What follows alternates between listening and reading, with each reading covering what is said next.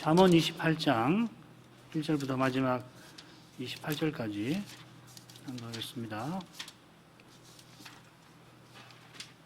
잠언 28장.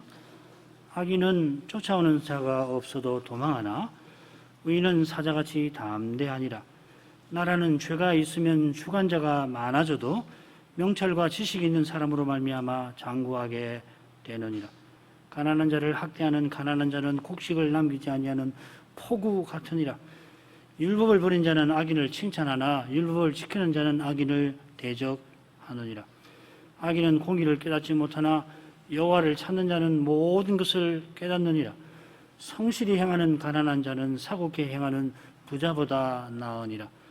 율법을 지키는 자는 지혜로운 아들이요 탐식자를 사귀는 자는 아비를 욕되게 하는 자니라. 중한 별리로 자기 재산을 많아지게 하는 것은 가난한 사람 불쌍히 여기는 자를 위하여 그 재산을 저축하는 것이니라. 사람이 귀를 돌이키고 율법을 듣지 아니하면 그의 기도도 가증하니라. 정직한 자를 악한 길로 유인하는 자는 스스로 자기 함정에 빠져도 성실한 자는 복을 얻느니라. 부자는 자기를 지혜롭게 여겨도 명철한 가난한 자는 그를 살펴 아느니라. 의인은 득이하면 큰 영화가 있고 악인이 일어나면 사람이 숨느니라. 자기의 죄를 숨기는 자는 형통치 못하나 죄를 자복하고 버리는 자는 불쌍히 여김을 받으리라. 항상 경외하는 자는 복되거니와 마음을 강팍하게 하는 자는 재앙에 빠지리라. 가난한 백성을 압제하는 악한 관원은 부르짖는 사자와 줄인 곰 같으니라. 무지한 치리자는 포악을 크게 행하거니와 탐욕을 미워하는 자는 장수하리라. 사람의 피를 흘린 자는 함정으로 달려갈 것이니 그를 막지 말지니라. 성실히 행하는 자는 구원을 얻을 것이나 사고히 행하는 자는 곧 넘어지리라.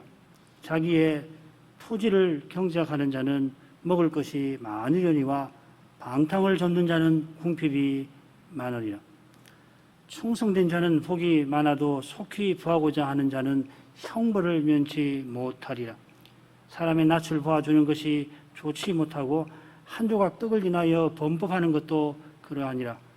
악한 눈이 있는 자는 재물을 얻기에만 급하고 빈궁이 자기에게로 임할 줄은 알지 못하느니라. 사람을 경책하는 자는 혀로 아첨하는 자보다 나중에 더욱 사랑을 받느니라. 부모의 물건을 도둑질하고 죄가 아니라 하는 자는 멸망케 하는 자의 동균이라. 마음이 탐하는 자는 다툼을 일으키나 여호와를 의지하는 자는 풍족하게 되느니라. 자기의 마음을 믿는 자는 미련한 자요 지혜롭게 행하는 자는 구원을 얻을 자니라.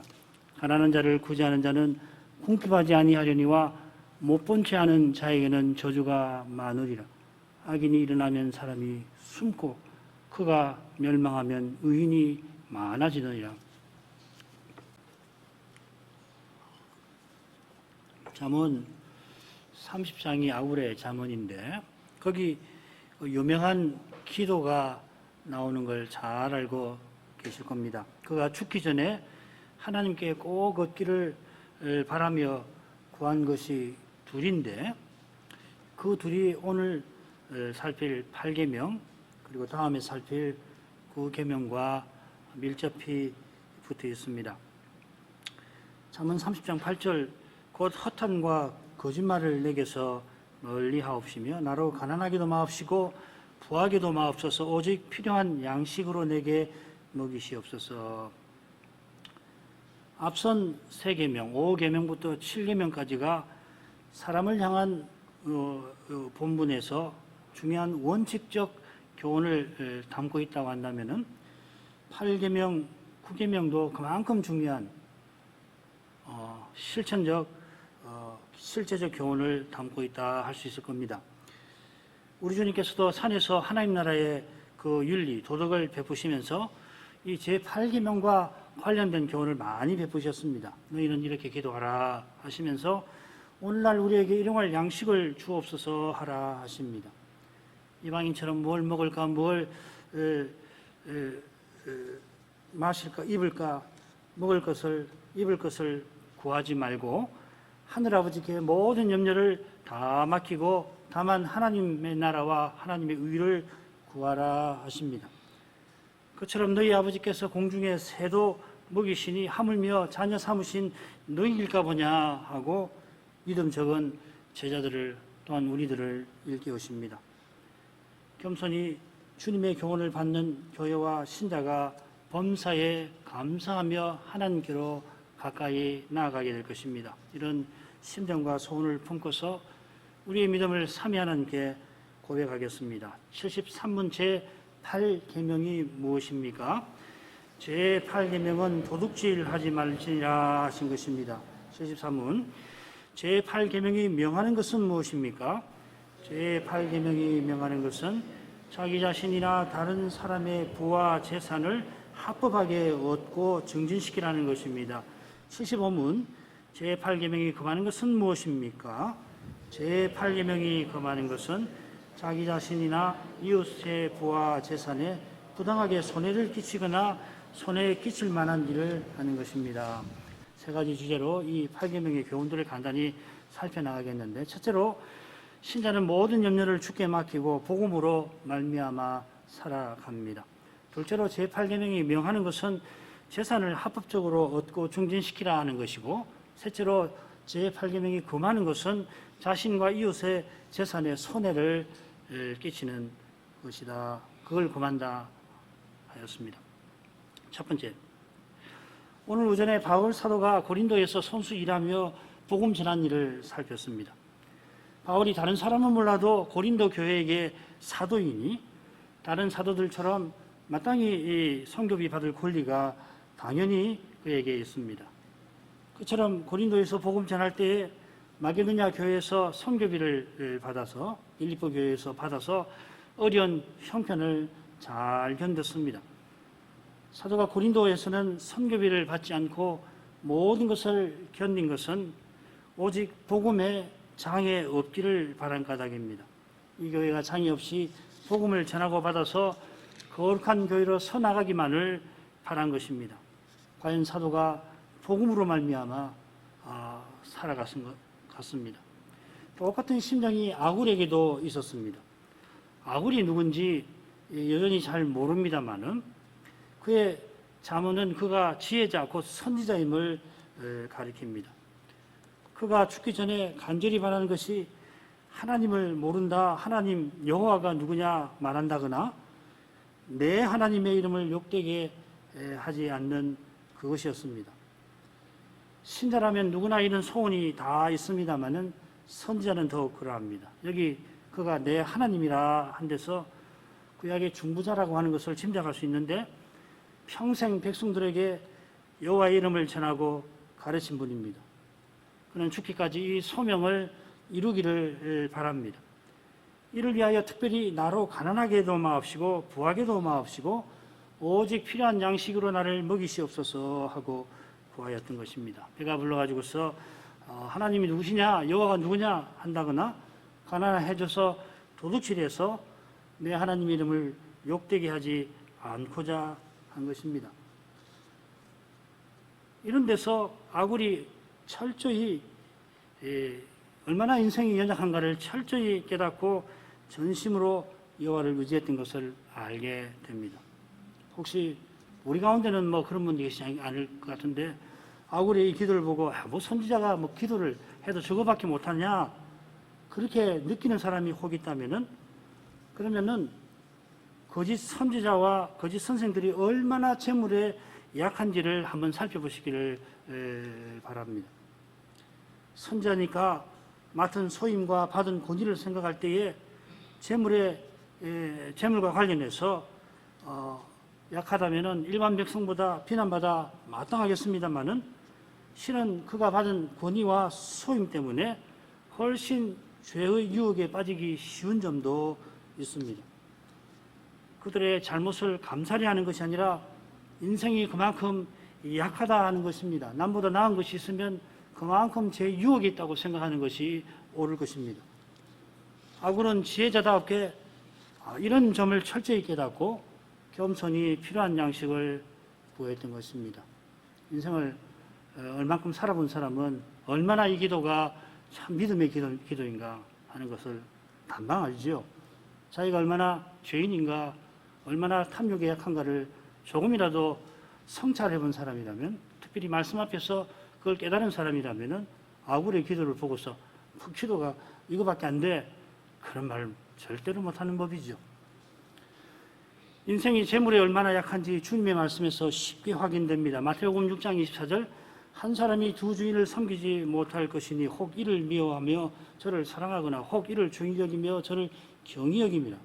너희가 하나님과 재물을 겸하여 섬기지 못하느니라. 주님께서 언약 백성들에게 이 말씀을 베푸는데 두 주인을 드십니다. 당연히 하나님을 드시고 놀랍게도 재물을 드십니다. 그리 놀랄 것이 사실 없는데 구약의 우상들 치고 재물과 무관한 게 없습니다. 다 그럼 뭐 바알, 대표적으로 바알인데 그 풍부의 신이거든요. 사람이 하나님을 떠나면 당연히 우상을 섬기는데 재물을 섬기는 것은 그만큼 재물이 타락한 사람의 눈에 하나님 같은 힘을 가진 것처럼 보이기 때문일 겁니다. 재물이 많으면 영원히 썩지 아니할 것 같은 금이나 은과 같이 천년만년 살 것 같고 원하는 것을 얻을 것 같고 바라는 것을 줄 것 같습니다. 그런데 하나님 없이도 얼마든지 살 것 같습니다. 그렇기 때문에 돈을 사랑함이 일만악의 뿌리가 된다 한 것입니다. 사도는 거짓 선생이 돈을 사랑하여 믿음에서 떠났다 합니다. 디모데전서 6장 10절 말씀인데 9절에 보면은 부활이 하는 자들, 그냥 부자 되려고 하는 사람이 아니라 이 거짓 선생들을 가리키는 겁니다. 베드로후서 2장 3절에는 뭐라고도 그러냐면 탐심으로 인하여 지은 말이라. 거짓 선생들이 왜 거짓을 전하느냐면 탐심이 있어서 그 탐심으로 돈을 얻고자 이 거짓을 지어낸다 하는 겁니다. 이런 점에서 구약 시인이 여호와의 율법을 금 곧 많은 정금보다 더 사모할 것이라 고백한 이 고백은 참 사람에게서 나올 수 없는 고백이구나 하는 걸 알게 됩니다. 이제 밤이 되어서 오늘 밤도 수많은 사람이 돈 벌려고 밤잠을 설치게 될 것입니다. 그처럼 날마다 수많은 사람이 돈 벌 궁리로 수많은 시간을 보낼 것입니다. 길을 갔다가 걸어가는데 어느새 머릿속에 돈 벌 궁리가 였습니다. 어떻게 하면 돈을 벌까? 돈이 생겼으면 바라거나 돈을 어떻게 하면 벌 수 있을까? 궁리를 하게 하는 사람이 얼마나 많은지 여러분 다 잘 아실 것입니다. 신자들이 그런 정도로만, 그러니까 이 돈 벌 궁리를 하려고 많은 시간을 자기도 모르게 쏟는 이런 정도로만 하나님 말씀을 살핀다면 교회들이 엄청나게 달라질 것 같습니다. 그 정도만 하나님 말씀에 마음을 기울인다면 깜짝 놀랄 일이 벌어질 것 같아요. 그러나 참으로 달라지는 길은 오직 구약 시인처럼 정금보다 더 말씀을 사모하는 여기 있는 것이에요. 이거 없이 말씀 못 깨닫는 것입니다.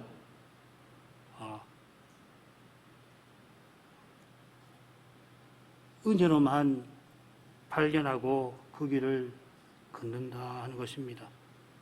어떻게 말씀이 생명을 주는 말씀, 정금보다 더 귀하고 금하고도 비할 수 없이 귀한 건데 어떻게 이런 노력 없이 얻으려고 하거나 이런 노력 정도가 아니죠. 마음을 다 쏟아서 말씀을 들어야 되는 거예요. 읽어야 되는 겁니다. 안 그러면 안 돼요. 학교 공부하고 차원이 다르지 않습니까? 학교 공부는 돈 벌 궁리처럼 학교 공부를 하면은 박사도 뭐 사람마다 다르겠습니다만은 박사도 따고 뭐 그 이상도 하겠습니다만은 하나님 말씀은 그렇게 해서도 안 돼요. 동양에서 독서 100편이면 의자현이라 하는 말이 있습니다. 어떤 책을 100번 읽으면 뜻이 저절로 드러나는 법이다. 하나님 말씀은 그렇지 않습니다. 100번, 1000번, 만번을 읽더라도 성신께서 깨닫게 하시지 않으면 안 되는 거예요. 성신께서 깨닫게 하신다는 것은 성신을 전심으로 의지한다는 겁니다. 성신을 전심으로 의지하는 마음은 자기를 다 부인하는 것이에요. 생명보다 귀하게 여기야만 하나님 말씀을 깨닫는 것이지 그냥 예배드린 자리에 와서 듣는다고 해서 말씀이 깨달아지느냐? 그런 거 없습니다.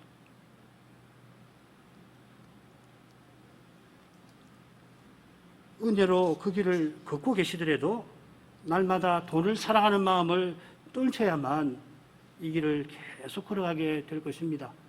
그래야 이 재래 유혹, 세상 염려, 씨 뿌리는 자의 비유에 나오잖아요. 재래 유혹이나 세상 염려가 있으면 말씀 안 기다려지거든요. 우리 주님께서 우리가 그렇게 살게 하시려고 세례 직후에 마귀에게 시험 받아주셨습니다. 성신께서 세례 후에 예수님을 광야로 이끌고 가서 거기서 예수께서 40일을 줄이셨습니다. 사단이 네가 만일 하나님의 아들이거든 이 돌들을 떡으로 만들어 먹어라 굶주리고 있지 않느냐 유혹하였습니다. 주님께서는 40일 굶주리시는 가운데서 우리 인생이 특별히 죄 아래에 있는 죄 타락 이후에 연약한 인생이 얼마나 불쌍한가를 친히 겪어주셨습니다. 게다가 연약함으로 시험에 넘어지기 쉬운 정도가 아니죠. 우리 스스로는 그냥 넘어지고 마는데 이런 우리를 위해서 주님이 사단에게 시험 받아 주셨습니다. 사단의 시험에 주님께서는 뭐라고 말씀하셨냐면은 기록되었으되 사람이 떡으로만 살 것 아니요 하나님의 입에서 나오는 모든 말씀으로 살 것이니라 하였느니라 이렇게 대답하셨습니다. 기록하였으되 하시고서 하나님의 입에서 나오는 모든 말씀으로 산다. 얼마나 우리 주님이 하나님 말씀대로 철저히 살아가셨는지를 엿볼 수가 있습니다.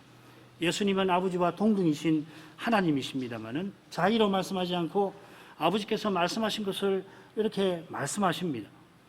바로 여기에 영생이 있습니다.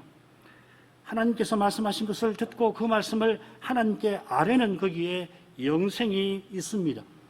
들은 말씀으로 서로 말하는 거기에 성도의 사귐이 있고 성도의 사귐에 영생이 명령되어 있습니다. 거기에 영생이 있으라 명하셨습니다. 이처럼 하나님 말씀을 듣고 말씀을 드리며 살라고 오늘도 우리에게 먹을 것을 주십니다. 심지어 우리가 구하지 않아도 주십니다. 아버지께서 우리에게 이런 것이 있어야 할 것을 다 아시고 이미 아시고 주십니다. 그럼에도 자기도 모르는 사이에 무엇을 먹을까 하는 염려가 우리 마음에 일어나는 것입니다. 그럴 때마다 우리가 할 일은 뭐냐면은 사도의 권면대로 모든 염려를 주께 맡기는 그것입니다. 그러려면은 내일 일은 내일이 염려하게 하라. 너희는 염려하지 말란 말씀이죠. 내일 일은 내일 염려하라 이렇게 번역이 되어 있는데 그 번역이 틀린 번역은 아닙니다만은 내일 일은 내일이 염려하게 하라. 너는 염려하지 말아라 하신 이 주님의 말씀을 듣고 말씀하신 주님을 의지해야 합니다. 그래서 우리가 매주일 복음 강서를 듣는 것이에요. 예수님의 말씀을 듣는 것입니다. 달리 길이 없어요. 주님을 의지하는 믿음은 말씀을 들으면서 나는 까닭입니다. 말씀하시는 주님을 들어야 주님의 이름을 부르게 될 것입니다. 그처럼 사도가 복음의 장애 없게 하려고 고린도 교회에게 선교비를 기꺼이 받지 아니하고 복음에 참여하게 하려고 마게도냐 교회가 보낸 선교비를 기쁘게 받은 것입니다. 복음 전하고 받는 거기에 영원한 생명이 나타나는 것을 우리는 잘 알고 있습니다. 영원한 생명을 살아내는 신자가 시인처럼 정금보다 말씀을 사모할 수가 있을 것입니다. 두 번째 주제로 가겠습니다. 증거 구절을 통해서 계명의 교훈을 살피겠습니다. 먼저 자기 자신의 부와 재산을 합법적으로 얻고 증진시키라 하는 명령입니다. 우리가 지난번에 공부할 때는 창세기 30장 30절을 살폈는데 이번에는 잠언의 말씀을 한 군데 보겠습니다. 27장 23절입니다. 내 양떼의 형편을 부지런히 살피며 내 소떼의 마음을 두라. 이 말씀은 부지런한 삶을 권하는 말씀인데요. 양떼의 형편을 부지런히 살피라 합니다. 이게 무슨 말이냐면은 양떼의 얼굴들을 잘 살펴 알라 하는 말입니다. 이 알라는 말을 두 번이나 반복해서 쓰고 있습니다.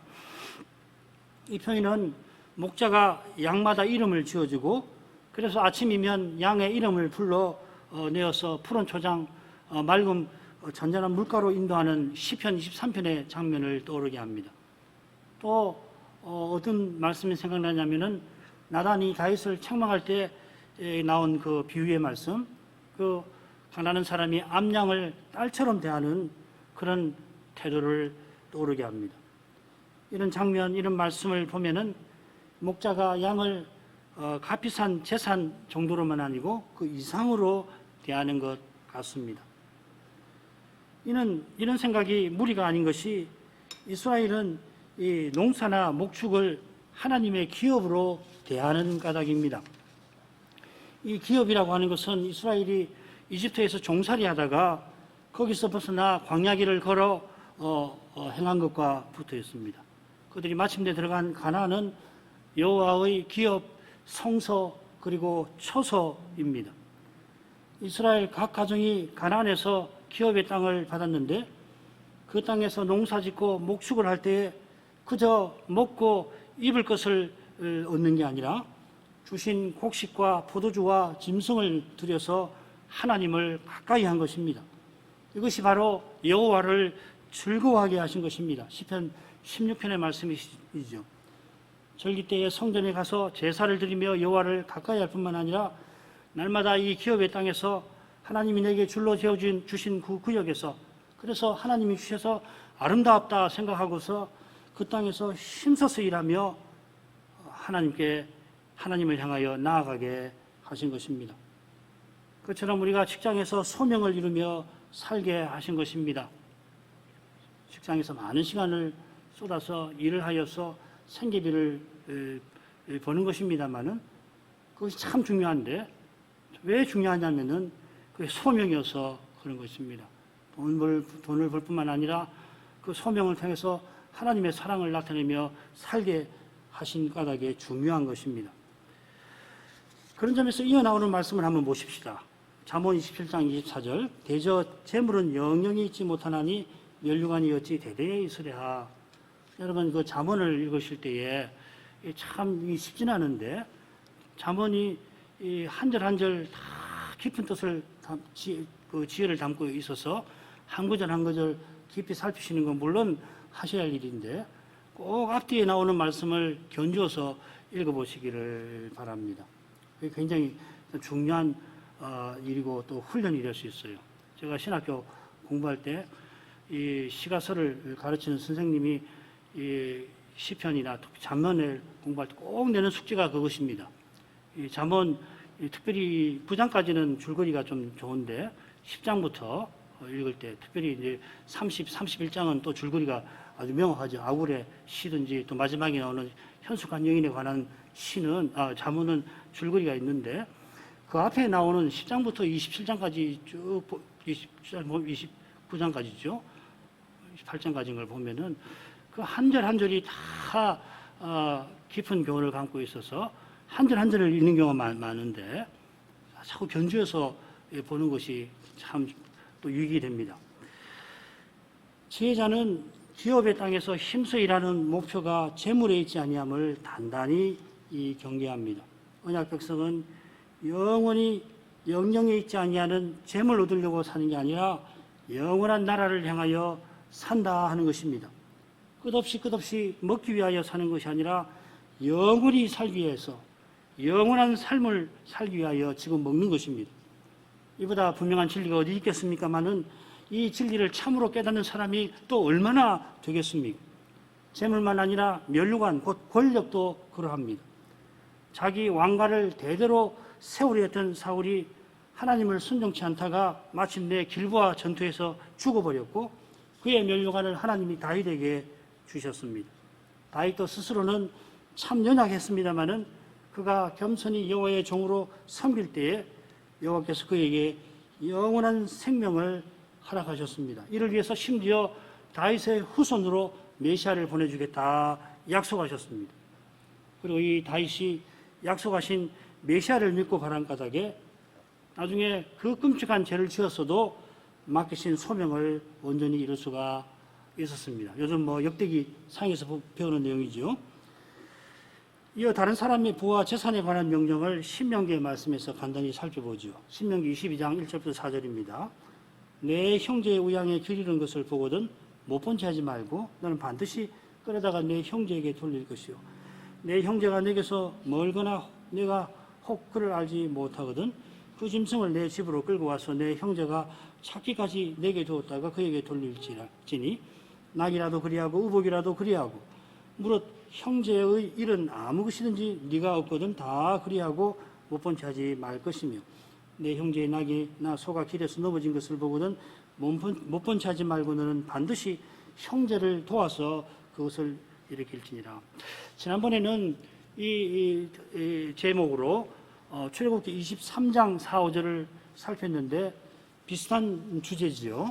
그런데 다른 맥락에서 다른 관계에서 인간관계에서 나온다 할 수 있습니다. 출애굽기 23장에서는 네 원수, 너를 미워하는 자의 짐승이 길을 잃거나 길에서 넘어진 경우 그것을 도와주고 또 잘 두었다가 돌려줘라 하는 거고요. 신명기는 내 형제의 짐승이 그렇게 된 경우입니다.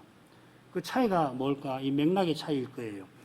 출애굽기 경우는 보시면은 이 재판의 맥락에서 나오는 거거든요. 23장 1절부터 9절까지가 재판 문제를 쭉 다루면서 4, 5절에 이 길이는 혹은 넘어진 이 짐승 이야기가 나옵니다. 신명기의 약속은 약속의 땅에서 사는 그 삶을 교훈하면서 나옵니다. 이 신명기 12장부터 26장까지 굉장히 긴데 수많은 이 율법이 나오는데 큰 주제는 이 거룩한 땅에 들어가면 어떻게 형제로서 거룩한 사이를 이루고 살 것인가 교훈하는 것이거든요. 약속의 땅에 들어가서 하나님을 아버지라 부르는 형제로서 서로 사랑하며 살아야 하는데 그렇게 안 하고 형제의 길 잃은 양을 못 본 채 하면은 그러면 어떻게 되는가? 혹은 그 잃어버린 양을 몰래 자기가 숨기면 어떻게 되는가? 재판장에서 서로 다투게 되겠죠. 그처럼 방금 읽은 신명기의 명령은 내 형제가 얼마나 귀한지를 깨닫는 사람에게는 이거 결코 무거운 짐이 아닐 것입니다. 기업의 땅에서 여호와를 즐거워하라 교훈하던 거룩한 시인은 그 앞에서 뭐라고 했냐면 땅에 있는 성도는 존귀한 자니 나의 모든 즐거움이 저희에게 있도다 고백하였습니다.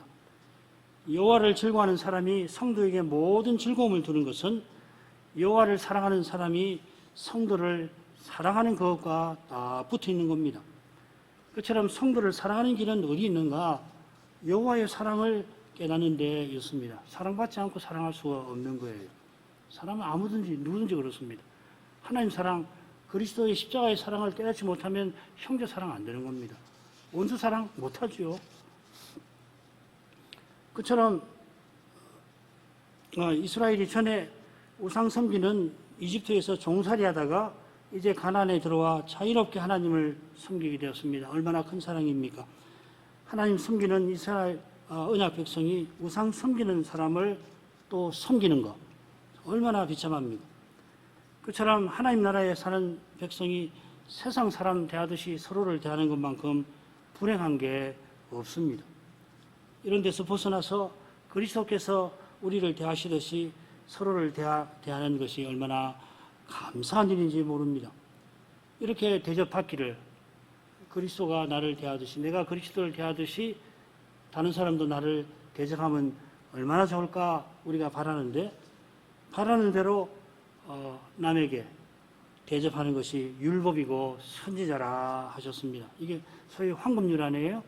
내가 대접받기를 원하는 대로 남에게 대접하라. 그럼 뭘 대접받기를 원하는가 하면은 그리스도가 나를 대하시듯이 내가 그리스도를 대하듯이 대하는 그걸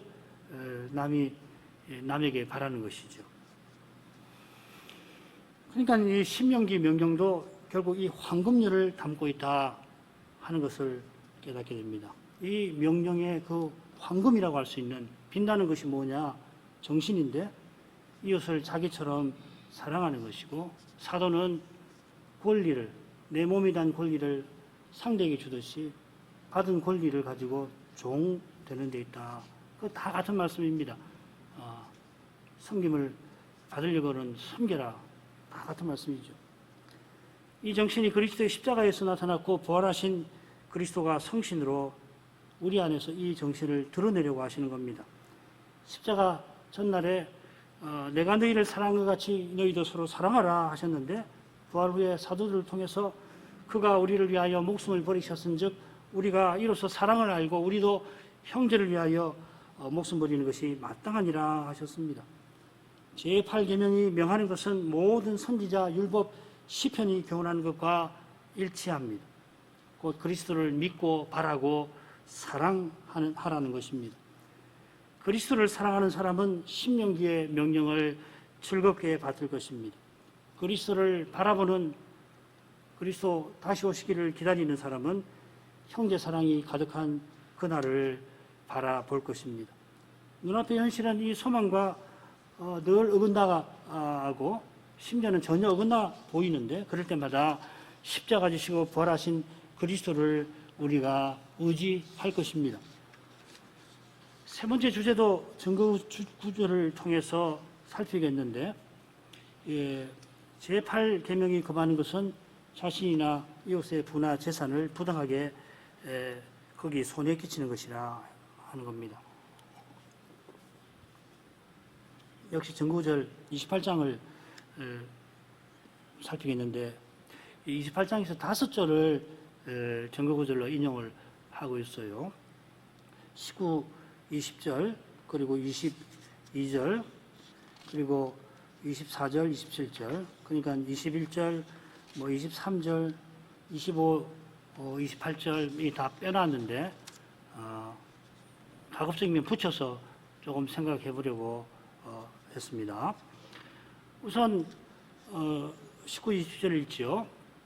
자기의 토지를 경작하는 자는 먹을 것이 많으려니와 방탕을 좇는 자는 궁핍함이 많으리라. 충성된 자는 복이 많아도 속히 부하고자 하는 자는 형벌을 면치 못하리라.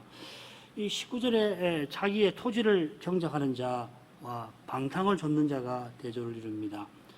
자기의 토지를 경작하는 사람, 어떻게 보면 이거 당연한 말이잖아요. 자기 토지를 경작하는 거 누구나 다 하는 일처럼 보이는데, 18절에서 보면은 성실히 행하는 자가 나오고 20절에 충성된 자가 나오는데 같은 사람이겠죠.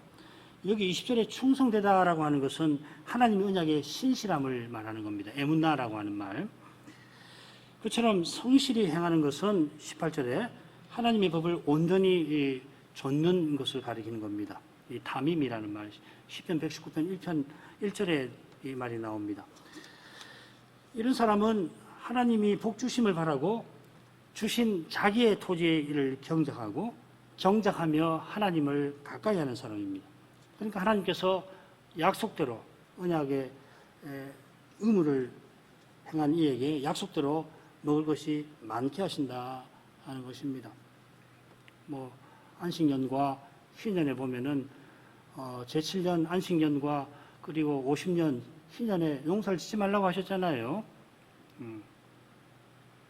약속이 있어요. 제6년에 또 제48년에 2배, 3배 되는 그 추수를 거두게 하겠다 그러시거든요. 그런 약속을 믿고 경작하기도 하고 쉬기도 하고 그렇게 하는 거겠죠. 이 사람과 달리 방탕을 좇는 사람은 하나님 언약을 좇지 않고 자기 욕심을 좇습니다. 20절에 나온 속히 부하고자 하는 사람이겠죠.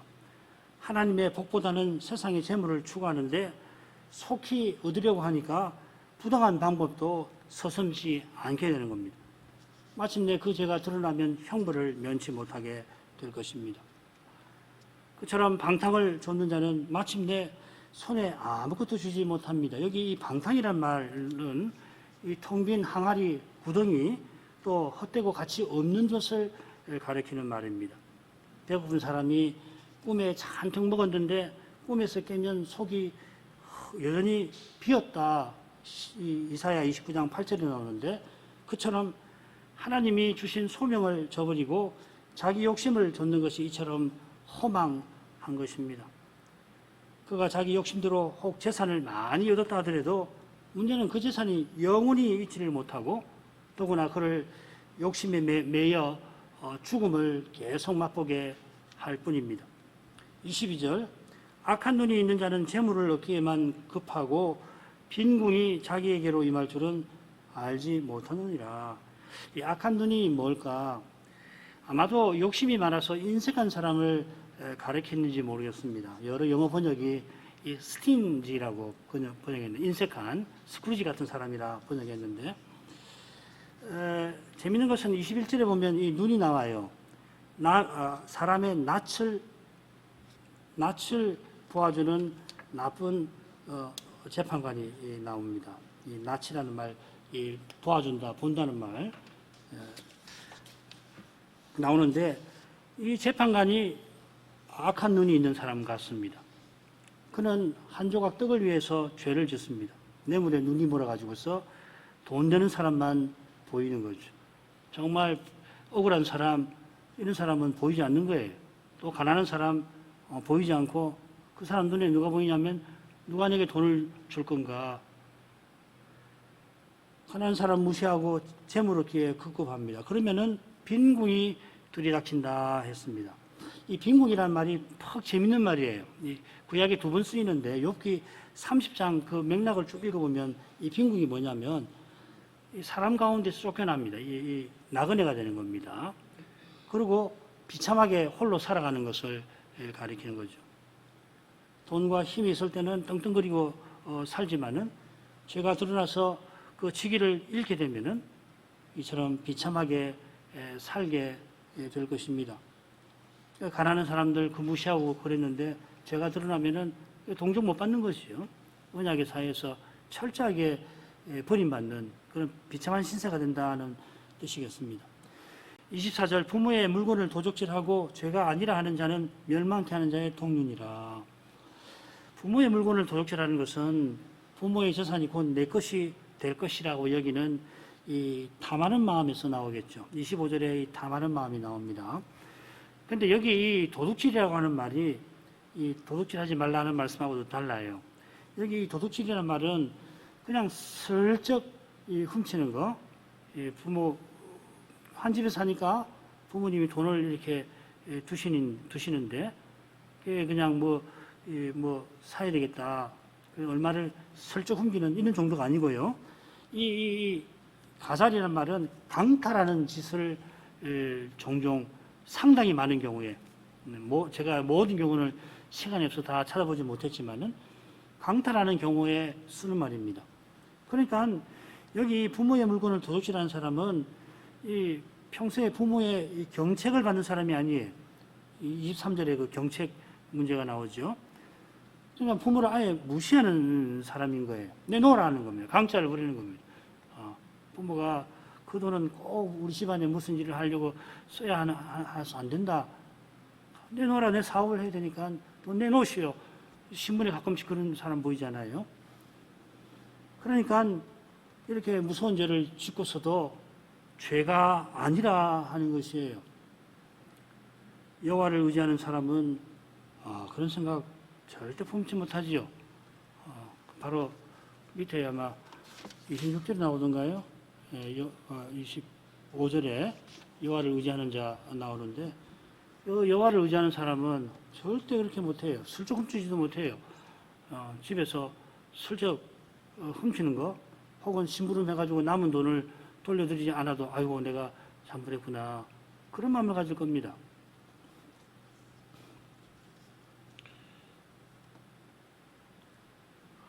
작은 죄도 무겁게 생각합니다. 여호와를 의지하는 사람은.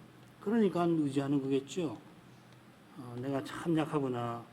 그러니까 항상 하나님을 의지하게 되는 거거든요. 내가 뭘 해보겠다, 하겠다 그런 마음을 품을 수가 없게 되는 거거든요. 그처럼 부모에게 받은 것을 당연하게 여기지 않고 하나님께서 주셨구나.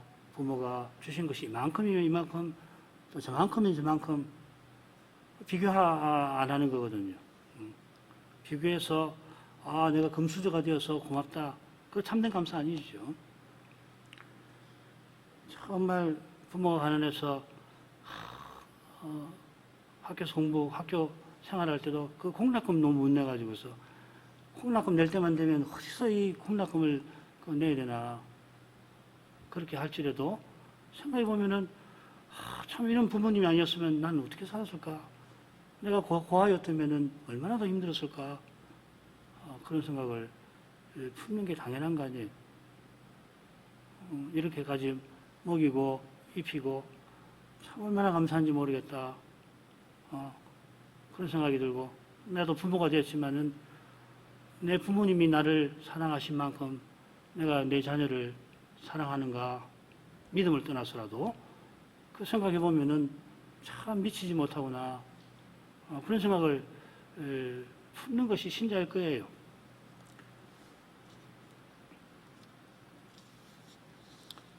그런 마음이 있는 사람은 멸망케 하는 자의 동료가 될 수가 없어요. 이 멸망케 하는 자는 이 고린도 전서에도 나온 말인데, 성전을 더럽히면은 하나님 멸하신다 할 때 바로 그 말이거든. 이 창세기 6장에 나오는 땅을 패게케 한다 하는 말, 또 패게케 하는 행위라는 말에 나오는 거거든요. 하나님이 심판을 받아 마땅한 행동을 하는 것을 이 멸망케 한다는 표현이 그 뜻입니다. 언약의 나라를 무너지게 하는 사람을 가리키는 거죠. 27절, 가난한 자를 구제하는 자는 궁핍하지 아니하려니와 못 본 채 하는 자에게는 저주가 많으니라. 가난한 자를 구제하는 자가 궁핍하지 아니하는 것은 이유가 있어요. 그 가난한 자를 구제하는 그 사람에게 하나님이 내가 너에게 빚졌다 하셔서 그런 것입니다. 가난한 자를 돕는 것은 하나님께 꾸이는 것이다 하는 말이, 하나님이 반드시 갚으신다 그러잖아요. 거저 주시는 하나님께서 진 빚을 그냥 두실 리가 없어요. 반드시 갚으시는 것입니다. 사실 우리가 가난한 자에게 뭘 주더라도 그거 하나님께서 주신 거 아닙니까? 내 것 아닙니다. 하나님이 거저로 주신 그것을 거저로 주셨으니까, 그저 준 것이 하나님 내게 이만큼 주셨으니까 이걸 누구에게 도와야 되겠구나 하고서 그저 준 것일 뿐인데, 하나님의 사랑을 드러낸 것이라 하나님이 이렇게 기뻐하시는 것입니다. 내게 주신 모든 선한 것이 하나님의 사랑을 드러내는 수단인 것입니다. 하나님 사랑을 받고서도 가난한 자를 못 본 채 하는 사람에게 저주가 많을 것이다. 너무 세지 않나 생각, 너무 강한 경고 아닌가 그런 생각 드시 않아요? 이 못 본 채 한다는 말을 살피면은 좀 달라질 수 있습니다. 이 못 본 채 한다는 말은 눈을 감아버리는 겁니다. 가령 어떤 사람이 몰래에게 그 자식을 주는 것을 분명히 보고서도 보지 않은 것처럼 하는 것과 비슷하다는 이야기예요. 몰래에게 제사 드리는 일을 보았는데 그러려면 그러라지. 나는 몰래에게 우상을 몰래에게 자식을 제사하지 않으니까 나는 상관없지. 그럴 수 없지 않나 말이죠. 지나칠 수 없는 중요한 일이거든요. 그만큼 중요한 일이 뭐냐면은 가난한 형제를 살피고 보살피는 것이다 하는 것입니다. 만일 가난한 형제를 돕는 제3의 11조 규례나 형제의 빚을 탕감해주는 안식일 규례, 형제의 땅을 돌려주는 희년 규례를 지키지 아니하면 어떻게 되나? 언약의 나라는 세상 나라처럼 될 것입니다. 하나님 말씀을 대놓고 어기는 그런 태도가 못 본 채 한다는 것. 하나님 도우라고 보게 하셨으면은 얼마든지 도울 수 있도록 주시고 그랬는데도 그냥 딱 눈 감아버리고 하는 것을 말하는 거죠. 그런 사람이 안식년에 형제의 빚을 탕감해 주라. 탕감 안 해줄 겁니다. 그 사람이. 아까워서 어떻게 탕감해 줘요? 그러면 세상 나라가 되고, 세상 나라가 되면 어떻게 되냐? 28절에 보면은 악인이 일어나서 사람이 숨게 되는 거죠. 하나님 말씀대로 사는 사람이 살 수 없는 그런 형태. 그러면 힘센 사람이 판을 치는 세상. 그러니까 이 사람도 힘을 키우든지 아니면은 힘센 사람한테 다 뺏기는 것이거든요. 그래서 저주가 많을 것이라 하신 줄 압니다. 제8계명의 정신은 악인이 멸망하여 의인이 많아지는 데서 이루어질 것입니다. 기도하겠습니다. 자비하신 아버지, 저희가 본래 자기밖에 모르던 자였는데 이제 그리스도 안에서 형제를 사랑하되 심지어 형제를 위해서 목숨 버리는 것도 마땅한 줄로 여기며 살게 하십니다. 이것이 얼마나 큰 은혜인지 장차 그리스도와 같아지게 하실 그때에 온전히 맛보아 알게 될 것입니다. 그때 우리가 먼저 섬겨서 모두에게 사랑을 받게 하실 것입니다. 그리스도의 영광은 온 세상에 나의 안과 밖에 가득할 것입니다. 저 복된 날을 이제도 바라봅니다. 구약의 시인이 여호와를 자기의 산업과 자녀의 소득으로 즐거워하며 땅에 있는 성도에게 모든 기쁨을 주면서 저희와 똑같이 그 복된 순간을 바라본 줄 압니다. 이 소망 가운데 범사에 감사하며 소명을 통해서 하나님 사랑을 드러내며 살게 해 주옵소서. 받은 사랑에 미치지 못하는 것을 느낄 때마다 겸손히 회개하며 더욱더 주님 은혜를 구하며 살게 해 주십시오. 주님의 교회에 의하여 그리스도의 사랑이 더욱 드러나게 해 주옵소서. 예수님 이름으로 기도합니다. 아멘.